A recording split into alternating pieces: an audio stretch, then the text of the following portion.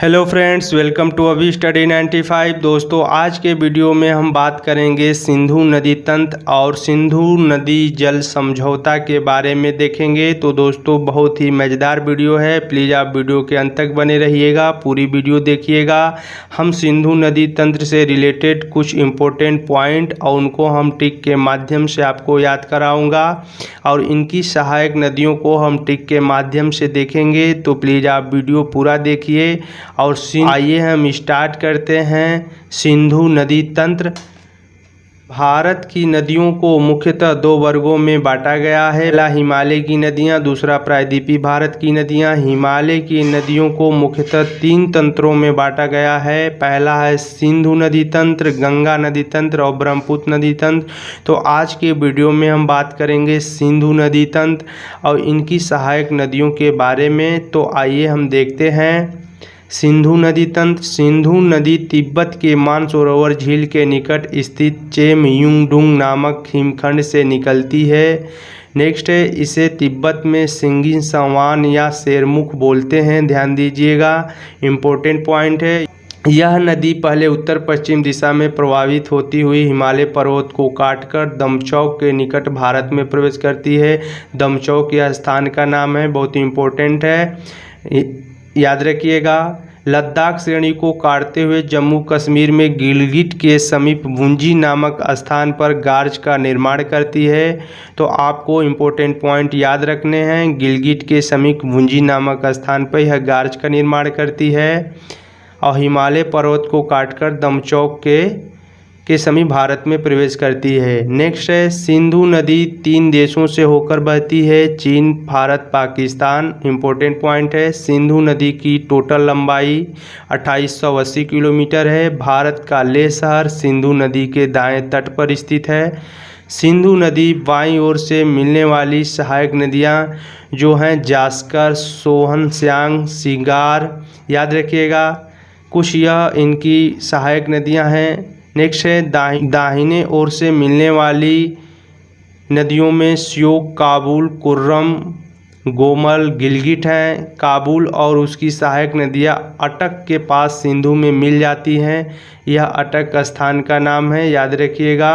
Next point देखेंगे, सिंधु नदी चिल्लास के निकट पाकिस्तान में प्रवेश करती हैं, यह चिल्लास एक स्थान का नाम है, याद रखिएगा। सिंधु नदी बाईं ओर से मिलने वाली नदियों में पंजाब की 5 नदियां हैं जिनको हम सीक्वेंस से याद करेंगे। झेलम, चिनाब, रावी, ब्यास, सतलज सबसे प्रमुख हैं, याद रखिएगा, इम्पोर्टेंट है। इसे हम ट्रिक के माध्यम से याद करेंगे। झेलम को ब्यास का चैन रास आया, यह ट्रिक है, झेलम को ब्यास का चैन रास आया। देखिए, झेलम से झेलम नदी, ब्यास से ब्यास नदी, चैन से चेनाब नदी, रा से रावी नदी, स से सतलुज नदी। आया साइलेंट है, इसकी कोई मीनिंग्स नहीं है। दोस्तों ध्यान दीजिएगा, इन नदियों को हम पंचनद नदी के नाम से भी जानते हैं, बहुत इम्पोर्टेंट है, जैसा कि आपको इमेज में दिख रहा है, मैप में दिख रहा है। अब हम एक एक नदियों के बारे में पढ़ेंगे और उनसे रिलेटेड इम्पोर्टेंट पॉइंट देखेंगे। तो पहले बात करेंगे झेलम, जिसका प्राचीन नाम बितस्ता है। यह सिंधु नदी की सहायक नदी है जो कश्मीर घाटी के दक्षिण पूर्वी भाग में पीरपंजाल गिरिपाद में स्थित वेरीनाग झील से निकलती है। दोस्तों, वेरीनाग झील याद रखिए, वेरीनाग झील। दोस्तों, हम इस पे रिलेटेड वीडियो बना चुका हूं, आप मेरे चैनल के प्लेलिस्ट में जाकर देख सकते हैं। नेक्स्ट पॉइंट है, पाकिस्तान में प्रवेश करने से पहले यह श्रीनगर और बूलर झील से बहते हुए गहरी घाटी का निर्माण करती हैं। पाकिस्तान में झंग के निकट यह चेनाब नदी से मिल जाती है, इस स्थान को याद रखिएगा, झंग के निकट यह चेनाब से मिल जाती हैं। किशन गंगा झेलम की प्रमुख सहायक नदी है, याद रखिएगा। किशन पॉइंट है, बूलर झील भारत की मीठे पानी की सबसे बड़ी झील है।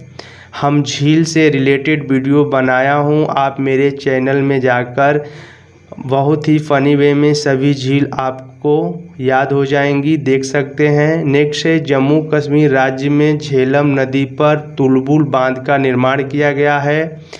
नेक्स्ट,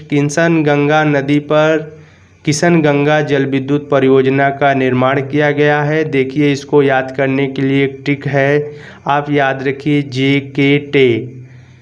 JKT यह ट्रिक है। जे से झेलम नदी, के से किशन गंगा जल विद्युत परियोजना और टी से तुलबुल बांध। याद रहेगा, नहीं भूलेंगे। एक नोट पॉइंट है जो एग्जाम के व्यू से बहुत इम्पोर्टेंट है। श्योक नदी को मृत्यु की नदी, रिवर डेथ के नाम से भी जाना जाता है। अब हम बात करेंगे चेनाब, जिसका प्राचीन नाम आस्कनी है। चेनाब सिंधु नदी की सबसे बड़ी सहायक नदी है, जो चंद्रा और भागा दो नदियों से मिलकर बनती है। ये नदी लाहुल में बाड़ालाचा दर्रा के दोनों ओर से निकलती है और ये दोनों केलांग के निकट तंटी में मिलती हैं। यह पीर पंजाल श्रेणी के समांतर दिशा में बहती है और किश्तवाड़ा के निकट गहरा गार्ज बनाती है। इसके बाद अखनूर के निकट मैदानी भाग में प्रवेश करती है। तो यह कुछ इम्पोर्टेंट पॉइंट थे, आप याद रखिएगा। किश्तवाड़ा के निकट गहरे गार्ज का निर्माण करती हैं, अखनूर के निकट मैदानी भाग में प्रवेश करती हैं। तो इस जगह को याद रखिएगा, इम्पोर्टेंट है, जो एग्ज़ाम में पूछे जाते हैं। तो इसका प्राचीन नाम आस्कनी है, याद रखिएगा। तो हम नेक्स्ट देखेंगे, जम्मू एंड कश्मीर राज्य में चिनाब नदी पर दुलहस्ती और सलाल बांध का निर्माण किया गया है। नेक्स्ट पॉइंट है, जम्मू कश्मीर राज्य में चिनाब नदी पर बगलिहार जल विद्युत परियोजना का निर्माण किया गया। इस परियोजना को लेकर भारत पाकिस्तान में विवाद है। इसको याद करने के लिए एक ट्रिक बनाया हूँ, BCD। आपको यही याद करना है, BCD सीक्वेंस से याद करिएगा। BCD, B से बगलिहार जल विद्युत परियोजना, C से चिनाब नदी और D से दुलहस्ती और सलाल बांध। ये याद रहेगा, नहीं भूलेगा आपको, इम्पोर्टेंट पॉइंट है। नेक्स्ट हम देखते हैं रावी। इसका प्राचीन नाम परुसड़ी या इरावती है। तो हम रावी नदी के बारे में देखते हैं। यह बृहद हिमालय के रोहतांग दर्रे के पश्चिम से निकलती है और चंबा घाटी से बहती हुई धौलाधर की उत्तरी और पीर पंजाल की दक्षिणी ढलान से एक गहरे गार्ज का निर्माण करती है। ध्यान दीजिएगा, आपको इमेज में रावी नदी का इमेज दिख रहा है। रावी नदी मुल्तान सराय सिंधु के निकट चेनाब से मिल जाती है। सराय सिंधु यह इम्पोर्टेंट पॉइंट है, इस स्थान को याद रखिए। चमेरा एवं थिब रणजीत सागर परियोजना का निर्माण इस नदी पर किया गया है। नेक्स्ट है ब्यास, जिसका प्राचीन नाम बिपाशा है। तो ब्यास नदी से रिलेटेड इम्पोर्टेंट पॉइंट, रोहतांग दर्रे के पास ब्यास कुंड से निकलती है। ब्यास नदी कुल्लू घाटी से बहती हुई धौलाधर श्रेणी में काती और लारगी में महाखंड का निर्माण करती हैं। ब्यास नदी पंजाब के मैदान में प्रवेश करती हैं और हरिके के पास सतलज नदी में मिल जाती हैं। हरिके एक स्थान का नाम है, याद रखिएगा। इंदिरा गांधी नहर का निर्माण हरिके बैराज से सिंचाई के उद्देश्य से किया गया है, बहुत इम्पोर्टेंट पॉइंट है। नेक्स्ट है भारत की सबसे लंबी नहर इंदिरा गांधी नहर है, याद रखिएगा, यह बहुत इम्पोर्टेंट पॉइंट है भारत। हम नेक्स्ट पॉइंट देखते हैं,